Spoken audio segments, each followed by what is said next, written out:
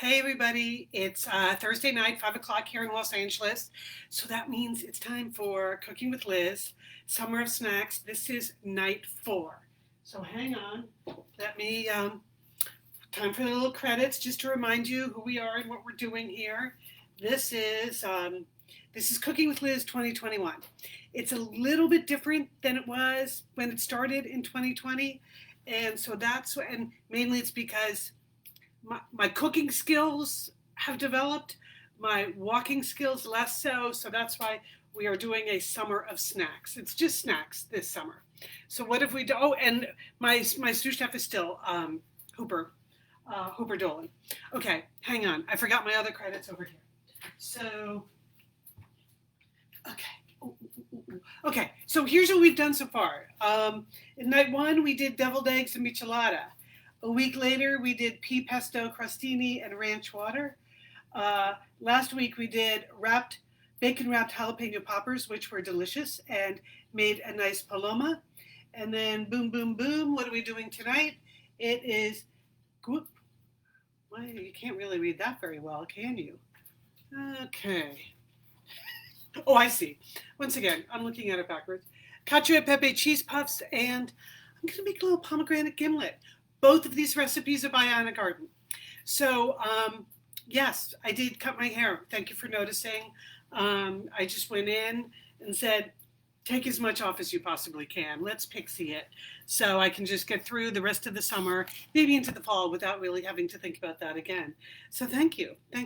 And then nice lighting in my kitchen does help. We had a whole color conversation when I went in. Maybe if we have time, I'll fill you in later. But anyway, so the Cacio and Pepe Cheese Puffs. Now, these were recommended to me by my college roommate, Adrian, who said, you can do this. It does involve some baking, which involves, less eyeballing. I had to borrow, luckily my neighbor down the hall, Paula, who you met last year, she had a food processor, so I borrowed a food processor, and I just got to making the cheese puffs. Now, what we're really going to have here today, more than anything else, we're going to have to solve a food science mystery.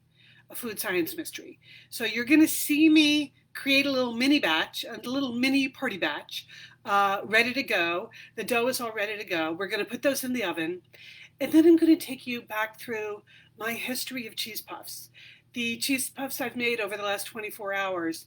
Test batch 1, test batch 2, and I'll just call it test batch 2.5. And there's a mystery to be solved. I have a theory of the case, but I think we've established food science is not exactly my strong suit. But we can discuss the theory of the case, and I'll be curious to see whether you agree I have solved the mystery of test batch 1, which was, I know my theme for this season was no fiascos. I will let you be the judge. It might actually qualify as a fiasco. But first, okay, let's go make the mini party batch, which means, okay, here's where things get a little tricky. This is where I pivot on lefty. We move the camera over here. Hold on. I'm going to move the chair. Now I'm gonna unplug this light because otherwise, whoa! Okay, well that fell over anyway. Okay, gonna move this over here. And here we are. So now we're back into the main kitchen surface. Okay, so I thought just to prove to you that I could actually do this, I knew you would want to see me actually create some of these cheese puffs. As I said, the dough is already done. Believe me, you didn't have enough time to watch me try to create the dough. But now we have, hang on, I'll move this. Now you're gonna see me put some of the cheese puffs on here. Then they get a little cheese and salt and pepper on them, also known as cacio e pepe. And then we put it in the oven. That takes 15 minutes. And then 15 minutes while they're cooking, that's when we're going to solve the food science mystery and hopefully make the gimlet. I've got everything ready. I really thought this through, which I should have done last night when I did the test batch. Anyway, so here we go. So look, I did actually end up buying one of these. I got Crate and Barrel on the blower, but they don't have pastry things. They don't do that. So this came from Target, and I unboxed it before you got here. I did buy this originally for the deviled eggs, but then you remember you told me I didn't need it for the deviled eggs. You told me I should use a Ziploc bag for the deviled eggs, which I didn't exactly mastermind the Ziploc bag, but it did okay. Anyway, so now you're going to see me put the little puffs out and then put the toppings on, and we'll see how that goes. So, hold on. This is all very... Okay, I hope you can see okay. So if I work in this part of the pan, you will be able to see it. Woohoo, pastry bag, that's right. Okay, now, here we go. We're gonna, okay, there's one. Okay. Whoa, okay, whoa. Okay, there's one. I'm gonna give you a close-up of that. That could be better. Okay, that could be better. I need to get a handle on my pastry bag and my parchment. Okay. Okay, here goes the second one. Oh, much better. Okay, look at that. Look at that. You can watch Ina's video. She didn't do any better than that. Okay, now I'm just gonna do two more. Okay, here we go. Okay, well, I lost control of that one, but it's still gonna taste good. And then let me see if I can do one final one and show you how I can mastermind the control. Oh, this is gonna be a good one. Oh, I can tell this is a good one. Okay. All right. You know what? I'm even going to do one more to make up for the two bad ones. I'm going to try to do one good one. Okay. All right.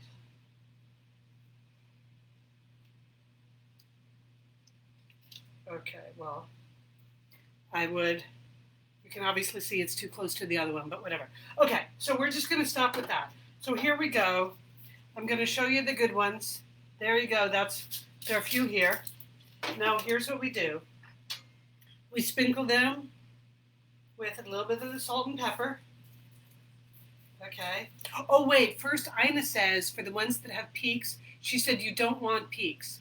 So what she does, which does not, recipe must have been written before the current unpleasantness, because she says lick your finger and press down the peaks. So I'm going to do that because it's just me here. So, I think I have no one to pass the Delta virus to. So, okay, so the salt went on. I'm going to put a little pepper on here. Pepper. I don't know. Maybe I'll get that a little bit closer. I know you're really far away. Oh, wait, I forgot one giant thing. Okay, hang on. Oh, no, it's the last thing. Okay, so I'm going to put on... This goes a little bit... Oh, wait, I'm going to do this first. It's an egg wash, people, which I've never done before. I thought that was something complicated, but it turns out an egg wash is just washing an egg over something. So here we go. I made the egg wash. This, I know, is not like a pastry brush. It's a barbecue sauce thing. But so we put a little bit of that. One thing I have learned in the food science department is that this does help the whole thing brown up. Okay, so we're putting a little bit of egg wash on each of the little puffs, and then you put a little more of the cheese on top. So I'm going to put that on there. So we've got the Cacio, the Pepe, and the cheese. This is the pecorino I'm putting on top. The cheeses, the whole food science mystery is the difference between the cheeses, but I'm going to get to that. Okay, so here we go. So, Casey, you thought Julie was visiting. She was visiting, but not tonight. She was here the other night, and we were going to make a test batch, but then, I don't know, we just ran out of steam. We were just talking, I hadn't seen Julie in more than a year and a half, so we decided to just sit at the dining room table and talk. Okay, so here we go. Not the best ever, but pretty good for me. And so here we go. I'm going to put this in the oven. I'm going to set the timer for 15 minutes. And then we're going to start the food science mystery portion of tonight's show. So here we go. We're going in here. Okay, good luck in there, little puffs, little puffy puffs. Okay, so now I have some dramatic developments to reveal to you. And I'm going to do this by unveiling the evidence. Yeesh. Okay. Here's the evidence. Okay, I'm going to just unveil this. And then I'm going to have to explain what you're looking at. My first test batch. Set the timer. Thank you, Susan. Oh my God, thank you. Thank you. See, this is why I love having a live audience. Set the timer. Okay, so last night I made the first test batch. And, you know, I always have an issue. That's why I have a pink sticky note here. You know, sometimes it's hard for me to maintain focus, and I'm not so good on the measuring. You know, the combination of focus and math, not really my department. Anyway, I thought I had done everything right. And when I took everything out of the, out of Paula's Cuisinart, when I took it off the stove and was putting it in the Cuisinart, it looked pretty good. The dough looked pretty good. But then I put it in the Cuisinart, and that's when you add the eggs, and that's when you add the pecorino and the other cheese, the Parmesan. And so I added that all in, and once it was in the Cuisinart, somehow it became more liquid. So here, anyway, so I'm going to show you the result. So here's what the first one actually came out looking like this. Okay, even I know that is substandard. Now, I knew when I put it in that it was going to look terrible because it was super liquid. But just for the interest of science, I thought, well, I'm going to cook it and just see what it actually looks like. So that's test batch 1. Good news is it tastes delicious. I did have a couple of pieces. I broke off a couple of nice, tasty pieces. Yeah, whoa. It's a flatbread. I'm just going to call this Liz's cheesy flatbread. Okay, so then I thought, well, why would it have gone from being perfectly good dough in the saucepan to being so liquid in the Cuisinart? And here was my theory. Let's see, I think I put the evidence here. Okay, so the pecorino and the Parmigiano Reggiano were both supposed to be grated, but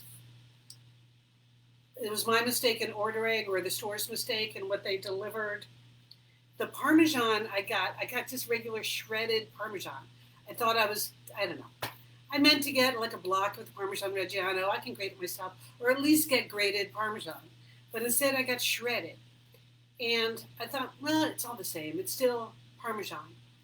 But test batch 2, I thought, okay, well, let's just see if the fact that this was shredded made the difference and made it turn all liquidy. So for test batch 2, I'm going to eliminate the Parmesan. We're going to go with 100% of the grated pecorino, and we're going to see if the consistency is different between the shredded and the grated. So, okay, so test batch 2. Oh, one more confession about test batch 2. I also used the wrong, I had like another little pastry tip on here that came in the Target package that was too small. So they were misshapen going in, but they had a better dough, just a one cheese only dough. So that's, okay, you see these? I'm going to actually just hold these up. This is what test batch 2 came out looking like. So no longer a flatbread. So the food science, I think my theory was correct, that the shredded cheese is what made it all gooey. And so it solved the puff. I mean, it's called the cheese puff. For God's sakes, it's got a puff, right? Just the least I can do for you is puff. So, so the good news is that it puffed. The bad news is I used the wrong tip, so it was pretty misshapen. And also I thought, oh, I'll use the Parmesan on top, the shredded Parmesan on top, instead of the more of the pecorino. but it came out kind of, that doesn't look good. I think that's unsightly. So you can see like a whole shred. So that was test batch 2. So now, voila, test batch 3, again, pecorino only, no more of that shredded Parmesan. It's out of my life forever. Did everything the same, except on top, instead of putting the Parmesan on, I put more pecorino on. And look at that. I mean, come on, people. Like, I got a dozen of just awesome looking cheese puffs. And so the moment these came out of the oven, I texted my college roommate Adrian, and I'm like, "Oh my God, I think I did it." And she's like, "Have you tasted them? Do they taste good?" I was like, "Okay, tasting, right?" Leon always reminds me. That's what they remind you all the time on Top Chef. You have to taste your food as you go. So I tasted it, warm out of the oven, killer. So this was test batch 3, but I wanted to prove to you that I was learning. You know how I feel about the learning. And so that you could see me actually create a little mini party batch. So we have a little time. Let's see. Yeah, so we have a little time to talk about the food science experiment. I am just curious. Now, you're saying shredded versus grated shouldn't make that big a difference, Judy. Here's the thing. I know what you're thinking. You're thinking I put too much milk in, or I put too much butter in, that I must have measured wrong. In my heart of hearts, I don't think I measured wrong. I think there has to be a more scientific explanation than just me blowing it again. So what did Alton Brown say? Says there are other ingredients in the pre-shredded cheese. That could be it. I just feel like the pre-shredded cheese just has more moisture in it, and that's what screwed up the batter. That's my story, and I'm sticking to it. Okay, because these, look at, even on the bottoms, look how good they look on the bottoms. So maybe there was something else in that cheese. Yeah, I don't know. Anyway, I'm just going with that. That is my theory. Is there something else in here? I mean, it's organic cheese. How much pasteurized culture, parsnip nuts, salt, and I don't know. Anyway, the moment I took the shredded cheese out and went just to the grated pecorino, look at the result. I mean, the results speak for themselves, people. Okay, so that's the food science mystery. I think I solved it. Do you think science? Yes. One thing I know is that we've managed to go from this to this, not bad, but unsightly, to an I know worthy puff, and then you're about to see, right before your very eyes, let me just look once more. Okay. All right. God, it seems to be taking a long time, but it's not. Okay, so now I'm going to make the gimlet. So, okay, pre-shredded cheese often has cellulose. Maybe. I don't know. Okay, so now while we have a few minutes to wait for the live puffs, I am going to make pomegranate gimlets. So I was going to make a vodka gimlet. Some of you had suggested that last week, and I thought, oh, I've never had one of those. I'll try that. That sounds easy. But then it involved Rose's lime juice. And we talked about this on the podcast this week. I hope you listened. Like, there wasn't any Rose's lime juice at the store, and I just can't be going around to a bunch of other stores. So the pomegranate gimlet just takes, first of all, it's gin. The other one, I believe, was vodka. So it's gin, freshly squeezed lime juice, pomegranate juice, simple syrup, which I made last week, made again this week, pomegranate seeds, and some slices of lime. So that's what I'm going to do right now. Now, this is a recipe for 6 to 8 cocktails. So what you're about to see, people, is me just eyeballing the whole. I mean, if you can't eyeball a cocktail, I don't know what you can eyeball. So I'm just going to eyeball a pomegranate gimlet. And here's the best part, though. They say you have to put the martini glass in the freezer. So that's what's been happening the whole time we've been talking. So hang on. Oh, other news from me. I have, even though you see my crutches behind me, in some of my just around the house perambulations, I've graduated to just a walking stick. Just, Judy, just like we used in Patagonia. Yeah, so I'm just, the walking, because it's mainly for balance. I don't need to hold myself up. I just need to balance a little bit. Because Lefty is, 95% of the way there, but occasionally just gets tired. So, okay, I'm going to stand up. Let me move this chair a little bit. I'm going to go over here. So I can move those. Let's get rid of those crutches for the rest of tonight. Look at me. Look, Mom, no hands. And voila. You're getting excited now? Okay. So I'm coming back, walking stick. I am going to get on the chair here. Maybe I can move the camera even a little bit closer. Hold on. I'm going to get rid of the previous evidence now that we have finished the food science portion. Move this a little bit. Okay, now I'm putting the FabFitFun box on top of the stove, which of course is not recommended in most recipes for anything except for house fire. Okay, so here we go. Now it's a little bit closer. Okay, so now let's move this stuff out of the way. We can move this stuff out of the way. We're going to pull this forward. So once again, the Edna Dolan silver cocktail tray. The Edna Dolan ice bucket, which we need to use right now because it says you fill one of these bad boys with, fill this with ice. Okay, so just going to let that do whatever that does. Now, hang on. Okay. So it says into a glass pitcher. I really got to get Crate and Barrel on the blower for a little cocktail pitcher. I know I keep saying that to you, but I just haven't gotten around to it. So instead of a cocktail pitcher, I'm only making one cocktail for one. I'm going to use a creamer. This is enough for one. It's like a single serving cocktail pitcher. I'll just take it this size because I don't really use cream anyway. So I might even tip this camera up a little bit so I don't have to be leaning down like that in that awkward way.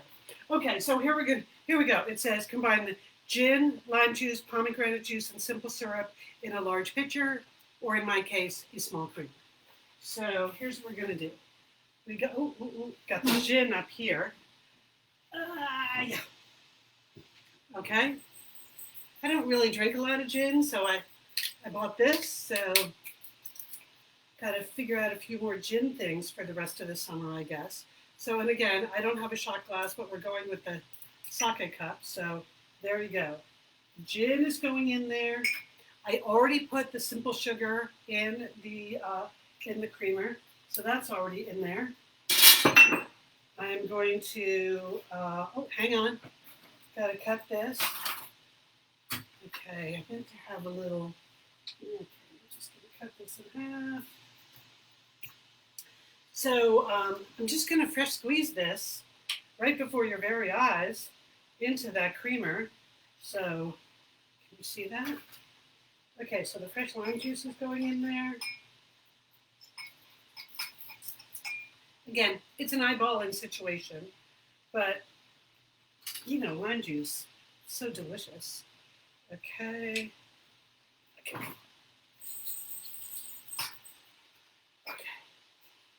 All right, so that's the lime juice.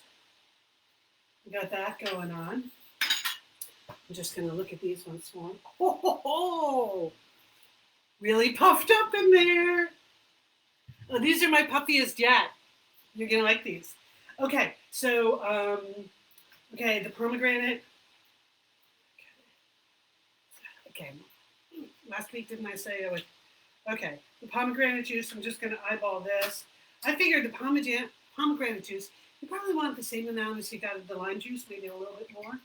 So, okay, So we're gonna do that. And then, right, let's go back, refer to the recipe.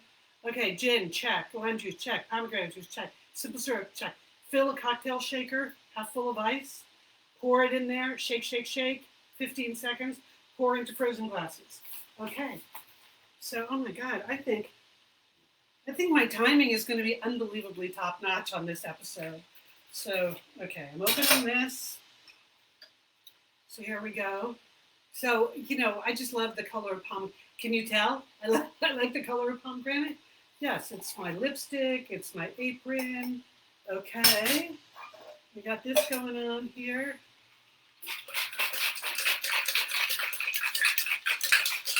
One, two, three, 4, 5, 6. Oh my God, it feels so cold. It feels great. 8, 9. Oh, what perfect timing. Okay. All right. Okay, I'm just going to pour this into the glass so that you can see how pretty this is. Okay, all right, stop. And,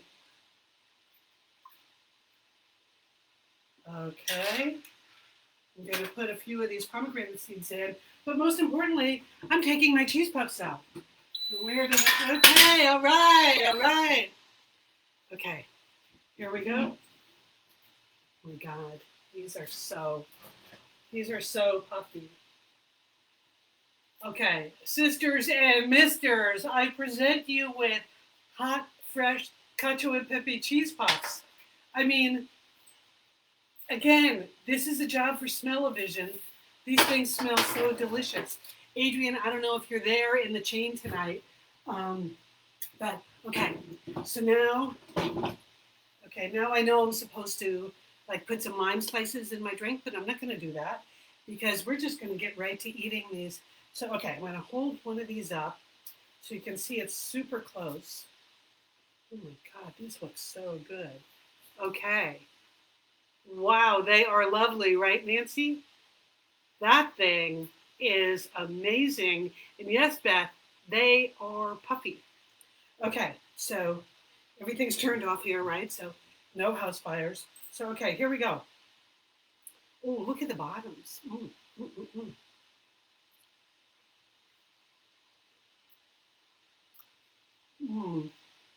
Adrian's there. Adrian, look at this.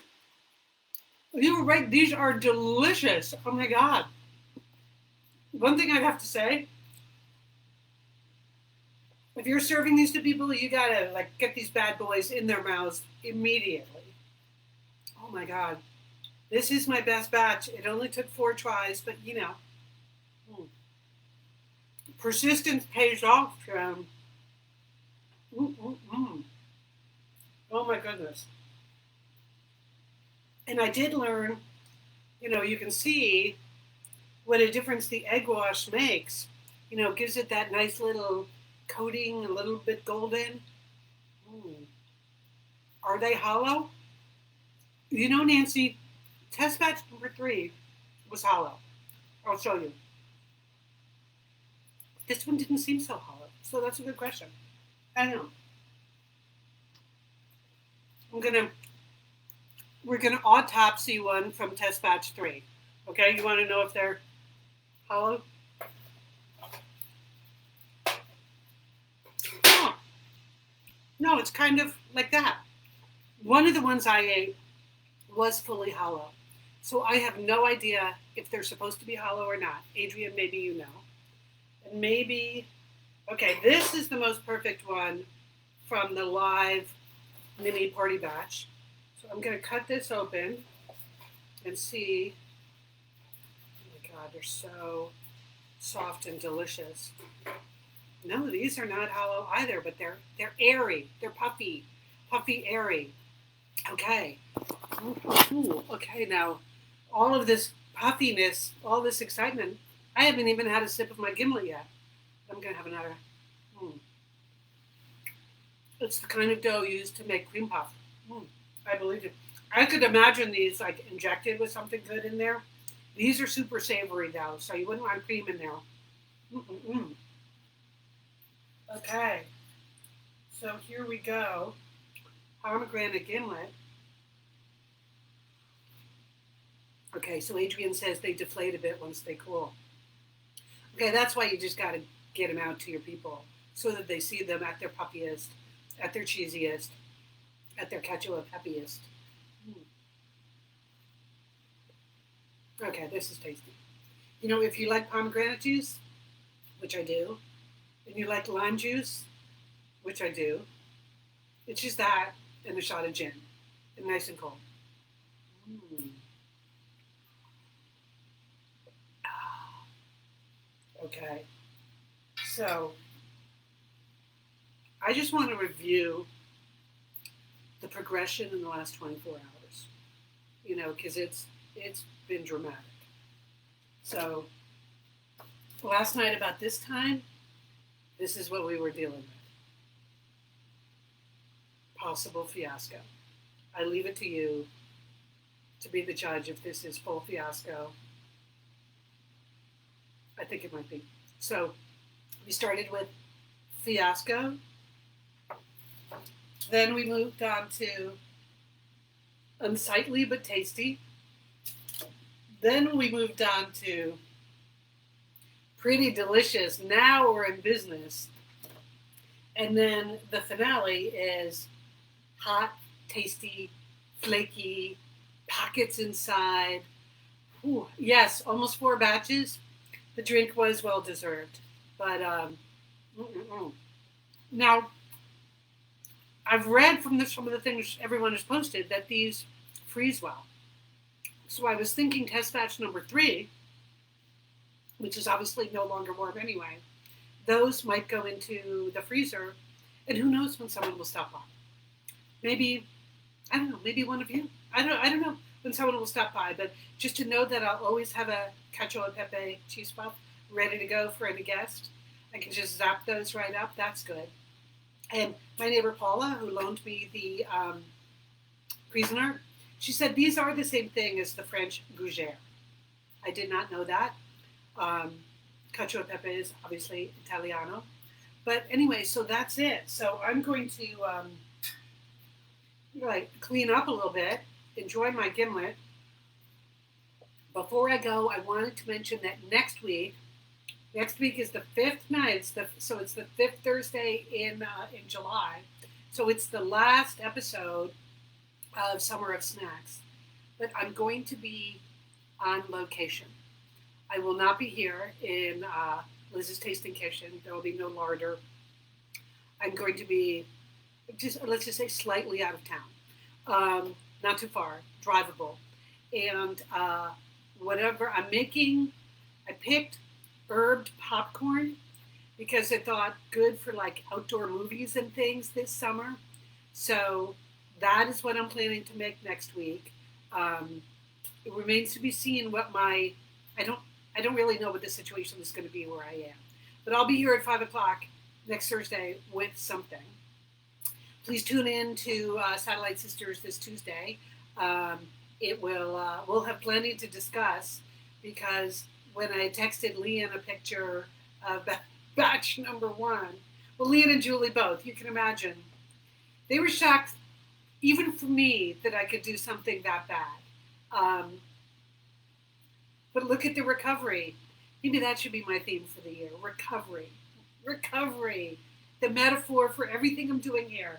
Recovery. That I could go from batch 1 to 2 to 3 to puffy perfection in 24 hours. That's the way to do it, people. So, anyway, thank you so much for tuning in. I'm going to go back and read a lot of your comments because I'm sure we have some food science mystery solvers in there. And don't forget to, share Satellite Sister, share the podcast with your friends. And the new shows drop every Tuesday. So we will see you on Tuesday. You know what the words are here. Closing words. Peace and sauce, or peace and sauce and snacks.